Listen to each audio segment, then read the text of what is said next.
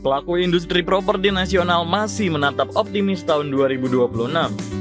Hal ini seiring dengan kebijakan pemerintah yang masih mendukung industri properti, mulai dari kebijakan perpanjangan insentif pajak pertambahan nilai ditanggung pemerintah atau PPNDTP yang diperpanjang hingga tahun 2027, hingga tren penurunan suku bunga acuan Bank Indonesia yang berpotensi berlanjut di tahun 2026.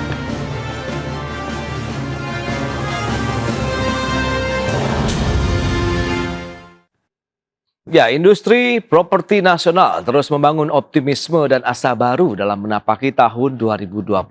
Apalagi dukungan pemerintah berupa perpanjangan insentif pajak pertama nilai ditanggung pemerintah atau PPNDTP dilanjutkan hingga tahun 2027 mendatang. Pelaku industri properti nasional masih menatap optimis tahun 2026. Hal ini seiring dengan kebijakan pemerintah yang masih mendukung industri properti, mulai dari kebijakan perpanjangan insentif pajak pertambahan nilai ditanggung pemerintah atau PPNDTP yang diperpanjang hingga tahun 2027, hingga tren penurunan suku bunga acuan Bank Indonesia yang berpotensi berlanjut di tahun 2026. Sehingga diharapkan akan menjadi daya dorong terhadap kemampuan dan peningkatan daya beli masyarakat. Di sisi lain, Bank Indonesia mencatat kinerja penyaluran kredit perbankan untuk sektor properti di tanah air terus menunjukkan tren positif. Per November 2025, penyaluran kredit properti tumbuh 7,4% secara tahunan dan telah mencapai 1.513,5 triliun rupiah.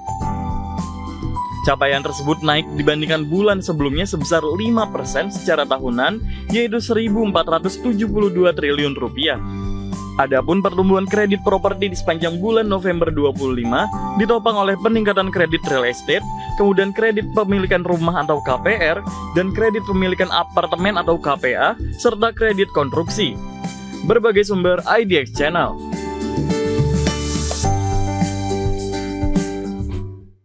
Baik, pemirsa, untuk membahas tema kita kali ini, strategi industri properti membangun asa di tahun 2026, kita sudah tersambung melalui Zoom bersama dengan Bapak Joko Suranto, Ketua Umum DPP Real Estate Indonesia, dan juga Bapak Junaidi Abdillah, Ketua Umum Asosiasi Pengembang Perumahan dan Permukiman Seluruh Indonesia atau APERSI. Langsung saja kita sapa ini. Halo, Pak Joko, apa kabar, Pak? Alhamdulillah, kabar baik, Mas Pras. Baik, Selamat tahun baru. kabar baik, Happy New Year ya, Pak. Happy New Year. Terima kasih juga atas waktu yang disempatkan Pak Joko. Pak Junaidi, apa kabar, Pak? Baik, Mas Pras, sehat selalu. Selamat tahun baru. Ya, selamat tahun baru juga dan semoga harapan baru juga untuk industri properti kita ya di tahun 2026. Pak Joko, mungkin kita review, Pak, bagaimana perjalanan industri properti begitu di tahun 2025 lalu. Apakah akhirnya teman-teman begitu dari industri properti sudah berhasil menancapkan tonggak fondasi yang kuat nih untuk bisa menatap tahun 2026 ini, Pak Joko? Terima kasih.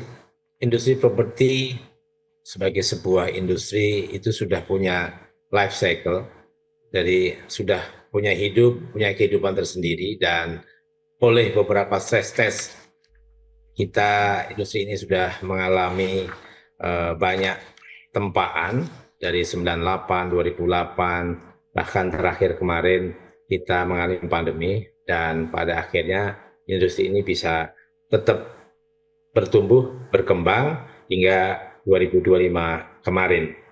Seperti kita tahu, kalau kita melihat data yang ada, maka industri ini di 2025 memang belum seperti yang diharapkan. Meskipun pemerintah sudah memberikan banyak hal akses positif, misalkan dari program 3 juta rumah, kemudian PPNDTP, kemudian adanya Kementerian Perumahan, namun pada akhirnya di tahun 2025, realisasi FLPP sudah mencetak angle baru, rekor baru realisasi, yaitu hampir 280.000. Seperti kita ketahui, FLPP adalah bagian dari safety net dari industri ini yang dilakukan oleh kita, pelaku industri properti. Dari 2010 sampai 2025, 2018 pernah di 268, dan dipecahkan rekornya, realisasi FLPP ini di 278.000. Ini adalah sebuah catatan di mana bahwa satu, kebutuhan masyarakat ini masih sangat tinggi. Kita tahu juga backlognya juga masih tinggi, dan di Sikumbang saat ini masih tercatat sekitar 70.000 lebih yang mengantri. Oke. Artinya ketika target kuota FLPP 350 kemudian direalisasikan di 280-an, itu sebenarnya ada potensi bisa terserap. Meskipun kita tahu bahwa banyak hal yang harus kita rapikan terkait industri ini. Yang pertama adalah mengenai administrasi, yang kedua adalah mengenai beberapa hal yang berkaitan dengan perizinan, yang ketiga adalah mengenai logistik. Nah, tetapi dari sisi industri sendiri, dari sisi market, dari sisi ekosistem, ini adalah sebuah fondasi yang cukup untuk menatap di 2026 nanti. Kita patut untuk membangun optimisme baru. Semoga apa yang kita kerjakan bersama nantinya akan bisa membuat sebuah kolaborasi yang positif buat industri dan untuk memberikan pertumbuhan ekonomi Indonesia. Baik, Pak Joko, itu di optimisme yang masih terus dibangun dengan dukungan juga dari sisi pemerintah. Nah, lantas Pak Junaidi, Apersi melihat bagaimana tahun 2025? Ini sudah sesuai harapan atau tidak? Meskipun tadi Pak Joko sudah menyinggung masih belum optimal lah kalau kita lihat begitu dari sisi outputnya. Silakan. Baik, Mas Prasetyo, Mas Joko. Jadi tahun 2025 kemarin, properti sebenarnya sudah mengalami peningkatan khususnya di rumah KPR subsidi ya. Oke. Saya lebih cenderung bicara KPR subsidi karena memang anggota kita mayoritas 90% adalah pengembang yang membangun rumah subsidi. Nah, dari stimulan-stimulan yang diberikan pemerintah itu sangat membantu sekali, baik dari sisi perizinan, PPATB dan PPNDTB. Itu saya pikir perhatian pemerintah terhadap industri properti sangat baik.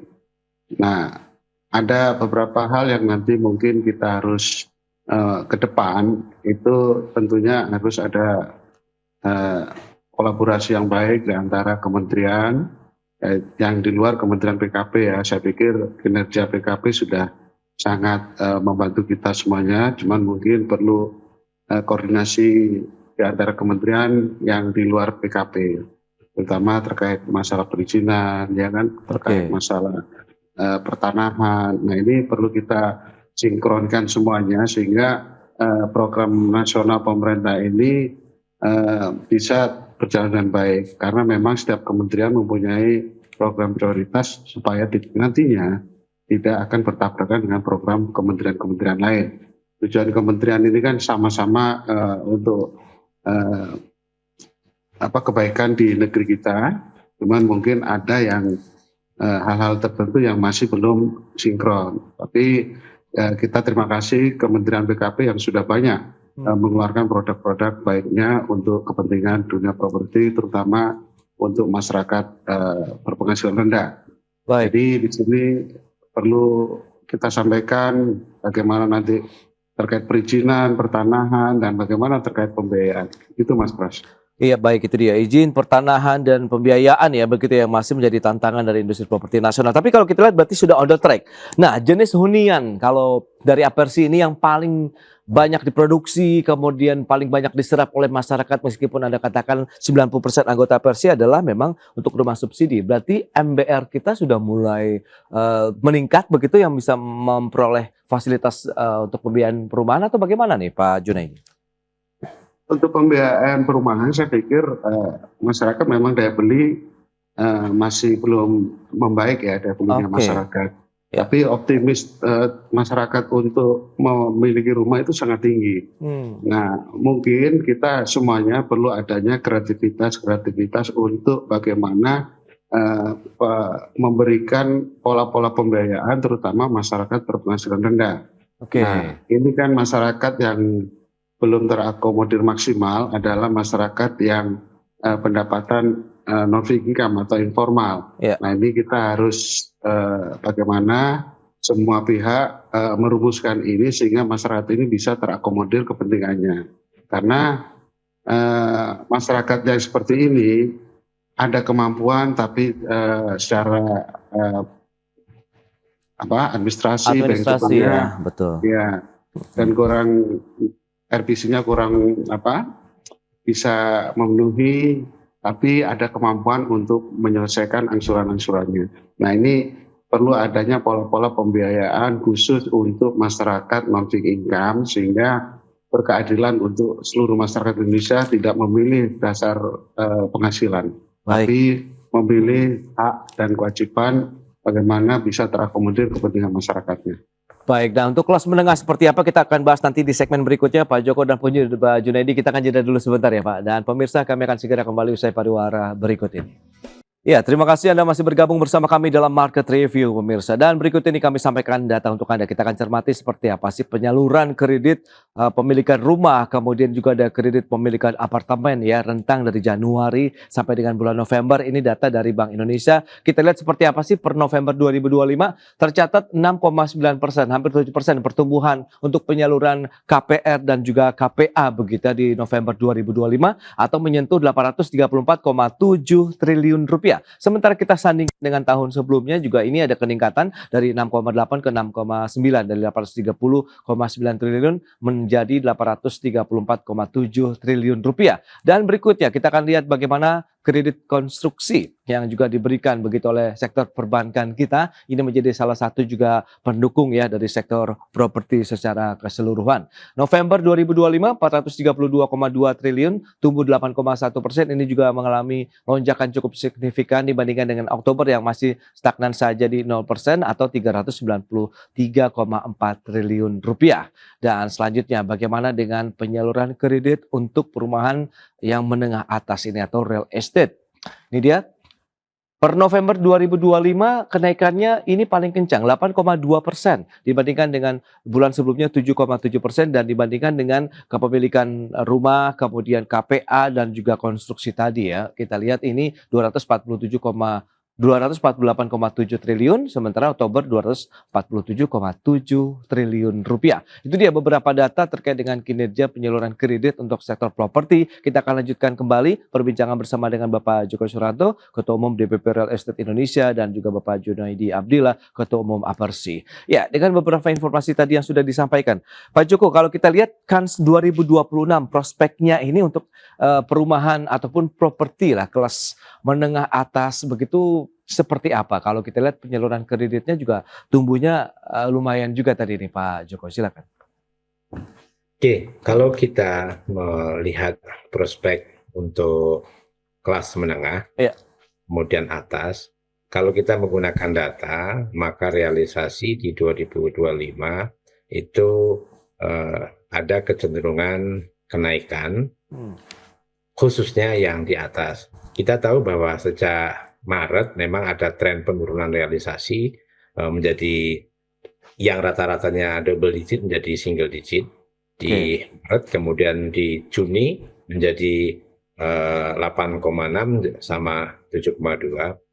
Kita tahu bahwa di sisi komersial itu memang relatif kelihatan tetap tumbuh baik, dan yang kedua kelihatannya juga itu relatif tidak mendapatkan tekanan. Kenapa?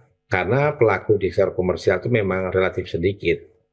Kemudian kalau melihat untuk MBR dengan realisasi yang di atas rata-rata selama ini yaitu 280.000, maka ini adalah catatan bagus mengenai kinerja di sektor fondamen. Kami sendiri selalu merealisasikan untuk suplai nasional MBR itu atau FLPP itu di 44-46%. Di titik itu kami memiliki data bahwa sektor MBR ini masih menjadi andalan bagi relatively para pelaku industri. Dire sendiri selain kami mensuplai dari bisnis anggota kita, suplai untuk komersial, perkotaan bahkan maupun high risk, memang masih 80% anggota kita itu masih juga memiliki bisnis ataupun supply di sektor MBR, sehingga supply kita masih akan tetap tinggi, bahkan di 2026 insya Allah kita akan dorong lebih baik lagi. Kemudian kalau kita melihat tren yang ada di 2025, maka MBR ini masih akan menjadi salah satu faktor pendukung utama industri ini dalam realisasinya. Kemudian perumahan kelas menengah ini kita melihat bahwa pemerintah juga mulai melihat bahwa mereka ini memang tidak bisa masuk MBR, tetapi nyatanya harus bisa mengakses rumah. Makanya dengan PPNDTP yang sampai 2027 itu adalah sesuatu yang sangat membantu buat teman-teman kelas menengah dan juga atas tentunya. Yang kedua, kelas menengah ini relatifly kalau kita menggunakan data BPS, memang ada tekanan dari simpanan yang 100 juta ke bawah, kemudian yang sampai 1 miliar, kemudian kemarin ada pergeseran kelas menengah hampir 10 juta, itu adalah data bahwa memang pasar ini, klaster ini harus mendapatkan sebuah akomodasi. Kita melihat bahwa pemerintah melalui Kementerian Keuangan dengan menetapkan PPNDTP jauh-jauh hari 2026 bahkan sampai 2027 itu adalah hal yang bagus. Yang pertama itu adalah address positif pemerintah mendorong sektor properti itu bertumbuh, mendorong masyarakat untuk yang belum memiliki rumah untuk segera bisa membeli rumah. Yang ketiga addressnya lagi adalah bahwa pemerintah melihat bahwa properti ini harus bisa memberikan kontribusi pertumbuhan ekonomi. Sehingga Pak, kalau kita melihat apa yang sering disampaikan oleh Pak Purbaya bahwa sektor industri, sektor private itu adalah bagian yang harus akan didorong untuk bertumbuh sehingga bisa menyerap tenaga kerja, bisa pada akhirnya bisa memberikan kontribusi perputaran ekonomi. Yang ketiga adalah bisa memberikan kontribusi pajaknya ketika memang pendapatnya seperti itu. Nah, dari data juga kita bisa melihat bahwa 73% penerima FLPP ini adalah mereka yang berkecimpung di swasta. Kita akan melihat bahwa ketika sektor private kemudian non-basic income wirausaha ini bisa bertumbuh, kalau di rule yang dibikin oleh BP Tapra itu kan 10% realisasi penerima FLPP itu adalah mereka yang wira swasta. Nah, ini akan bisa menjadi indikator baru bahwa sektor menengah ini juga akan bergerak karena kita tahu bahwa menengah dan atas itu adalah mereka yang berperan, yang punya usaha di sektor swasta, bukan non-fixed income. Ini tanda bagus buat kami karena apa? Ketika sektor swasta, sektor non-fixed income ini bisa bergerak, maka berarti industri ini akan melaju lebih cepat, kemudian multiplier dari realisasi ini juga akan bisa mendorong di sektor swasta tadi. Baik, Pak Joko, ini menarik. Nah, Pak Junaidi, lantas bagaimana kalau memang fokus MBR ini, kalau Ray juga sama, kemudian FRC sama, lantas bagaimana Anda melihat mungkin akankah muncul persaingan yang cukup ketat antara para pengembang perumahan begitu untuk bisa menghasilkan produk-produk bagi masyarakat berpenghasilan bawah ini begitu yang bisa mengakses perumahan begitu. Meskipun tadi insentif diharapkan juga masih akan ada untuk masyarakat MBR ataupun yang masyarakat berpenghasilan tanggung atau kelas menengah ini yang sempat disampaikan juga ada penurunan kelas di sana nih Pak Junaidi. Baik Mas Pras, jadi kita semakin banyak pengembang, semakin banyak meningkatkan kualitas, artinya persaingan sehat ya. Jadi bagaimana meningkatkan kualitas rumah dan bagaimana supaya masyarakat menikmati rumah itu betul-betul yang diinginkan, layak huni ya. Dan ini harapan kita semuanya. Jadi kalau secara bisnisnya saya pikir tidak perlu ada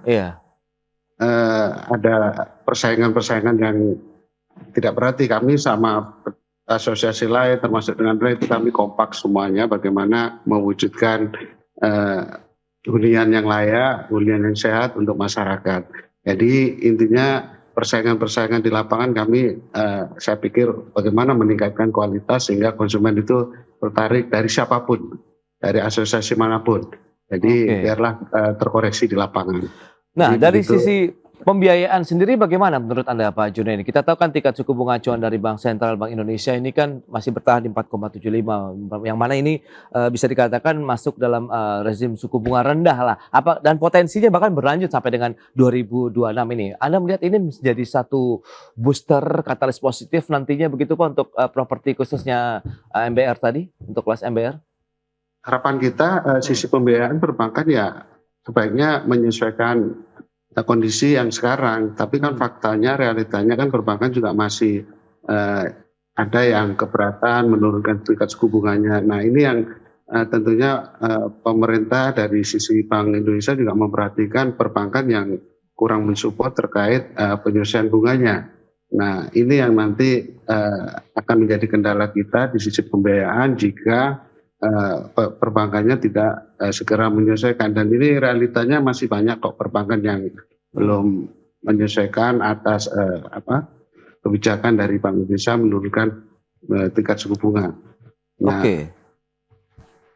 Perlu ada instrumen tambahan insentif yang diharapkan dari teman-teman pengembang tidak sih Pak Junaidi, khususnya dari APRC ini?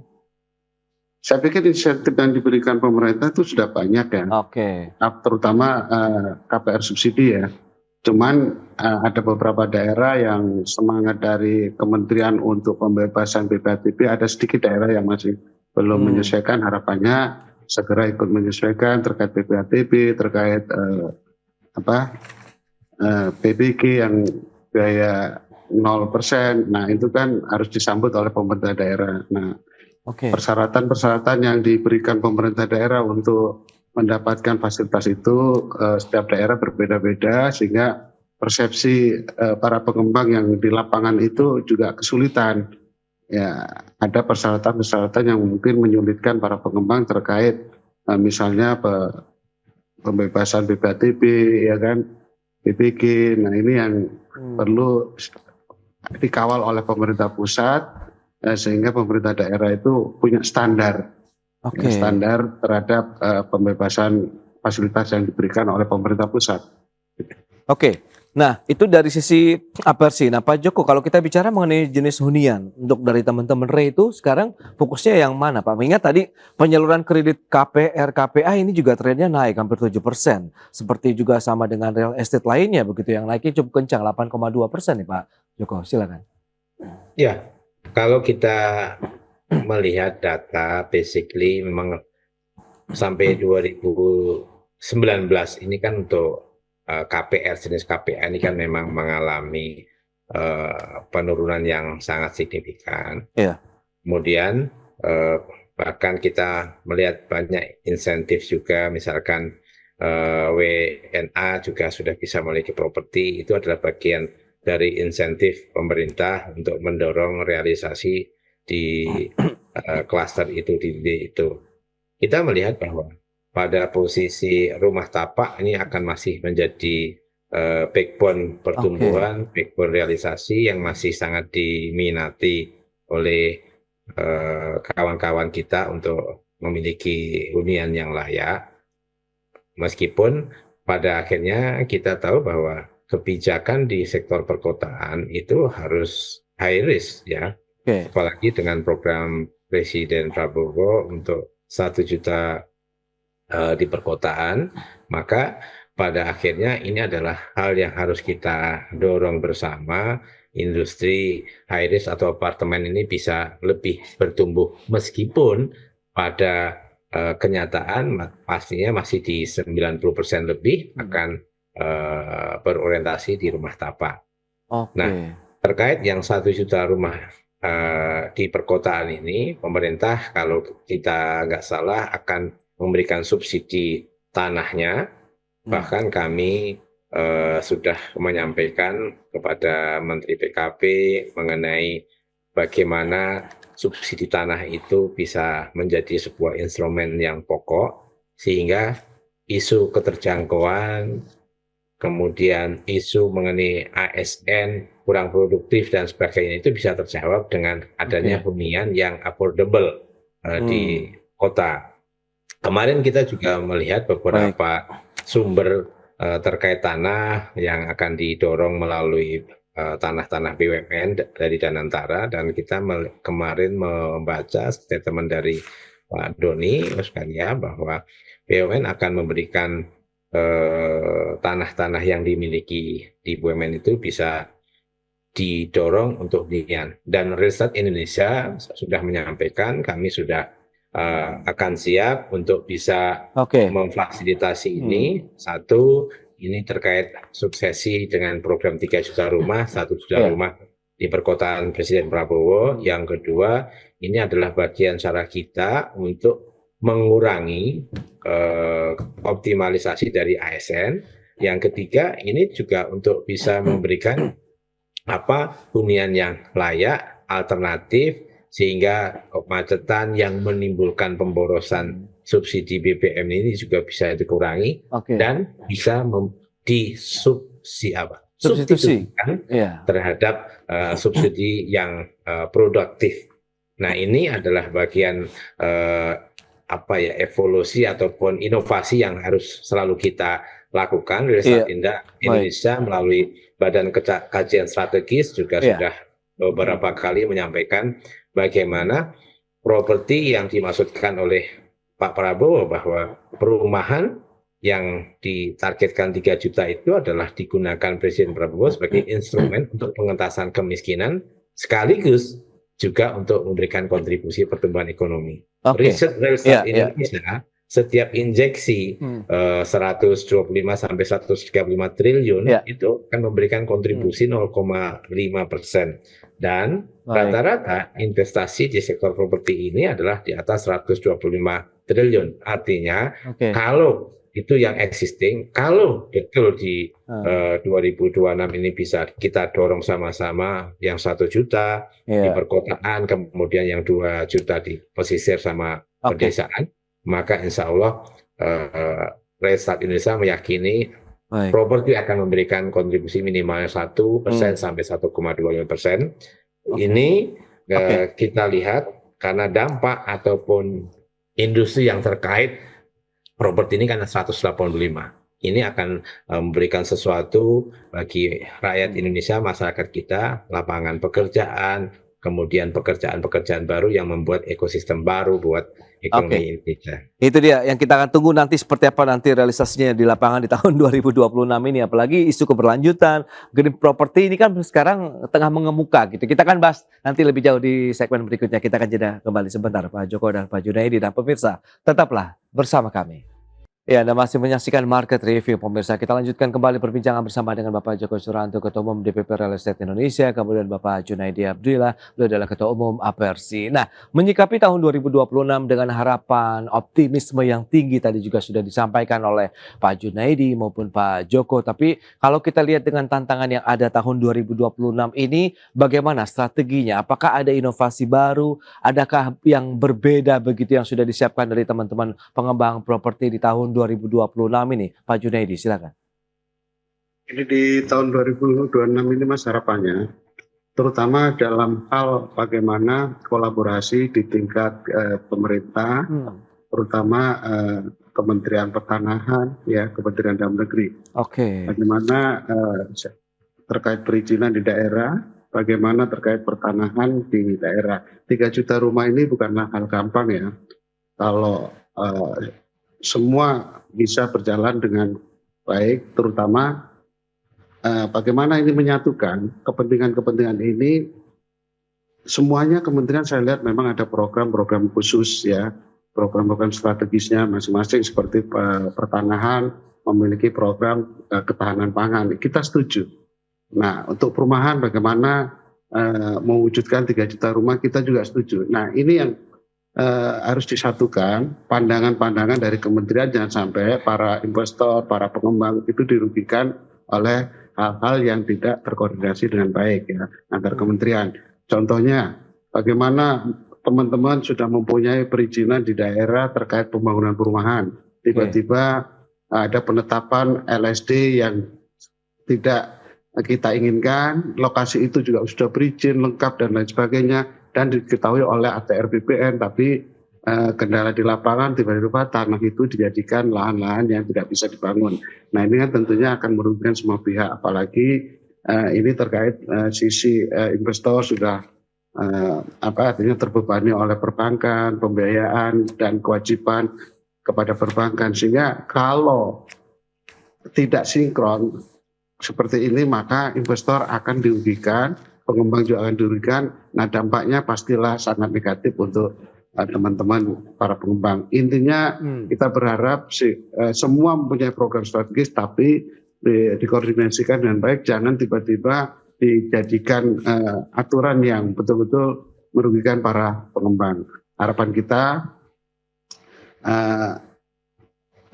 ego sektoral di kementerian itu harus diakhiri dengan kolaborasi yang baik ya. Jangan sampai nanti saling bertahan. Ya, kita semuanya setuju 3 juta rumah itu setuju, ketahanan pangan setuju, tapi bukan berarti harus merugikan para pihak, karena pengembang ini di belakangnya ini kan ada ribuan bahkan jutaan ya tenaga kerja, dan itu semuanya padat karya, hari ini bekerja, hari ini untuk makan. Jika itu aturan-aturan yang menyulitkan kami, ya kami tentunya sangat berkeberatan.